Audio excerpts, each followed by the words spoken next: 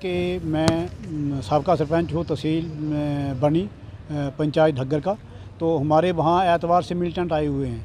जो इनकाउंटर हुआ चोचरू गला में, वहाँ से उधर उस तरफ से आर्मी, जैसे ही आर्मी ने उनको थोड़ा पुशअप किया तो उनका आसान तरीका है, आसान जगह उनको मिल जाती है ढग्गर में। ढग्गर बहुत बड़ा वास्ट एरिया है, वहाँ पे बड़े इतने जहाँ पे वो बैठे हुए हैं इतने बोल्डर्स और इतने डेंस फॉरेस्ट हैं कि आदमी उनको ढूंढ नहीं सकता।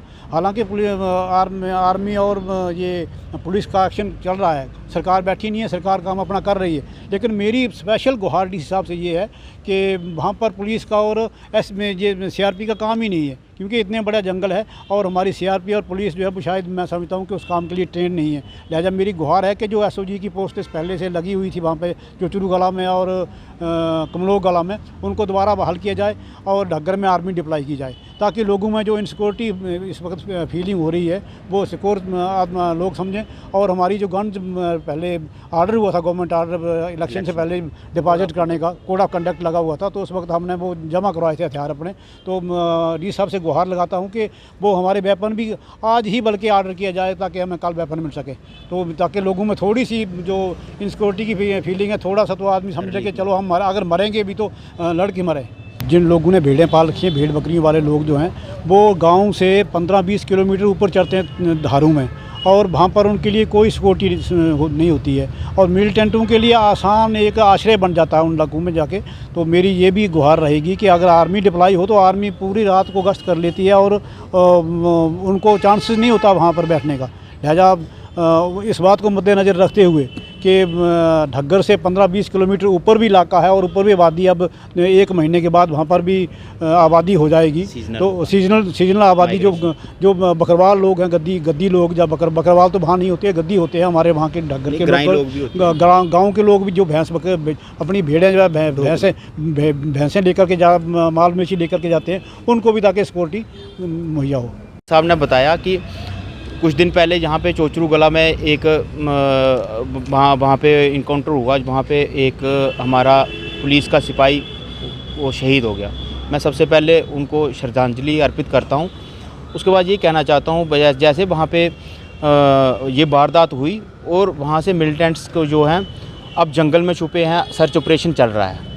हालांकि पुलिस, आर्मी जो भी है, पैरा कमांडोज़ वगैरह सारे वहाँ पे लगे हुए हैं, वो अपनी तरफ से चल रहा है। लेकिन कहीं ना कहीं अब वो हम बनी ढग्गर और ये इलाका जो है पहले भी मिलिटेंसी से ग्रस्त रहा है। बहुत ज़्यादा यहाँ पे मिलिटेंसी इन लोगों ने झेली है, और नो डाउट जिन लोगों ने मिलिटेंसी झेली भी है और लोगों ने डट के उस इलाके में लोगों ने मुकाबला भी किया है। अब मैं ये कहना चाहता हूँ कि पहले ये लोग वहाँ पे STF पोस्टेज होती थी, SOG पोस्टेज होती थी।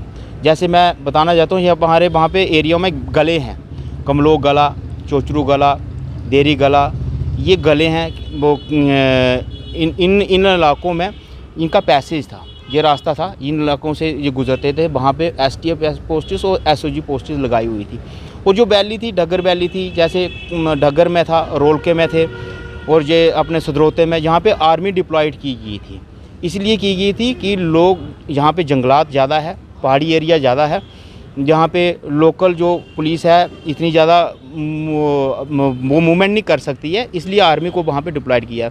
यहाँ पे सिख रेजिमेंट भी लगी हुई थी, गोरखा भी थी, यहाँ पे RR भी लगी हुई थी, डोगरा रेजिमेंट भी थी, जैकलाई भी थी। और यहाँ पे लोगों को तब अपने माल मवेशी चराते थे, मज़े से अपना करते थे, अपना दिन बसर करते थे, अपने एग्रीकल्चर का काम करते थे, ज़िम्मेदारी करते थे।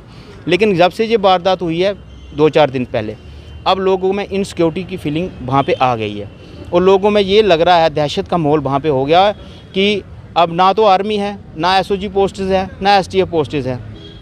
एक ढग्गर में सिर्फ चौकी है पुलिस की, वहाँ पे 4 वहाँ पे सिपाही रखे हुए हैं। मुझे बताओ, वो भी इनसिक्योर हैं 4 सिपाही।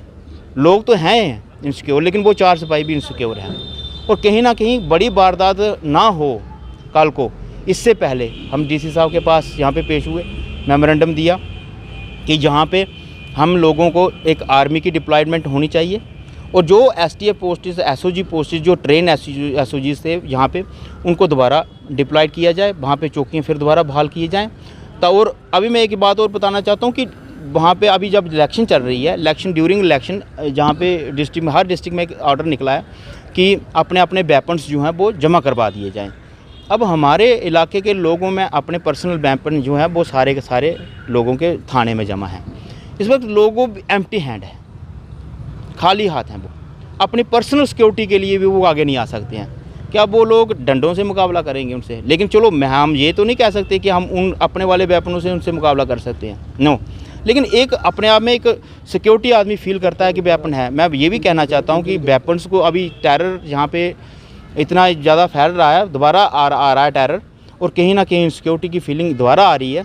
मैं ये गुजारिश करता हूँ, एडमिनिस्ट्रेशन से करता हूँ, गवर्नमेंट से करता हूँ, गवर्नमेंट ऑफ इंडिया से करता हूँ, अपने एलजी साहब से करता हूँ कि यहाँ पे हमें आर्मी दी जाए और एसटीएफ पोस्ट्स यहाँ पे दोबारा बहाल की जाए, ताकि लोग की जो इनसिक्योरिटी की फीलिंग जो आई है वो ख़त्म हो।